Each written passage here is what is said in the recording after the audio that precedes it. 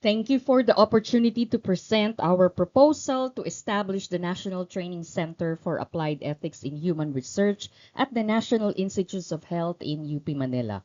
My name is Edlin Jimenez. I'm currently the coordinator of the NIH Training Program for Health Research Ethics and Good Clinical Practice.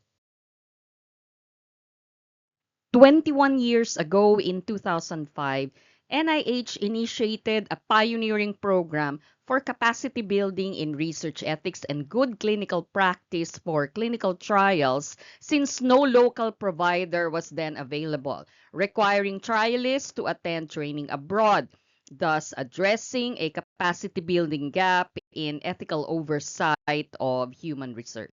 The program now has 4 standard courses: Basic Ethics and GCP for clinical trials, Responsible Conduct of Research for academic researchers, SOPs for ethics committees, and Advanced GCP and Research Ethics.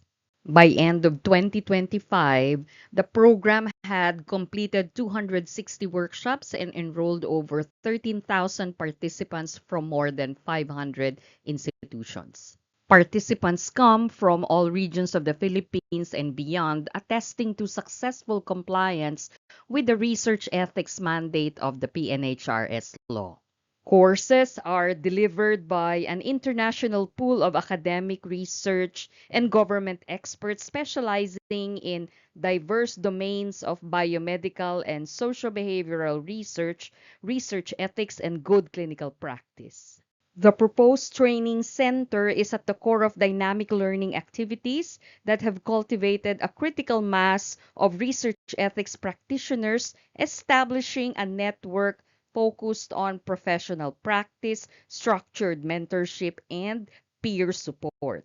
Network activities had already resulted in knowledge production through collaborative research projects.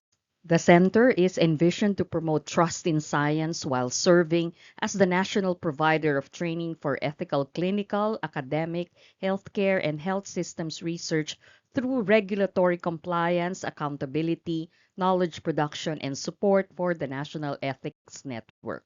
Scalability and retention in a wider and transferable scale are anticipated upon establishment of a formal structure that shifts the focus to sustainability, nurturance, and cultivating growth. One urgent expansion point is to offer an on-demand online access to training courses that will diversify clients and render the program more cost-effective.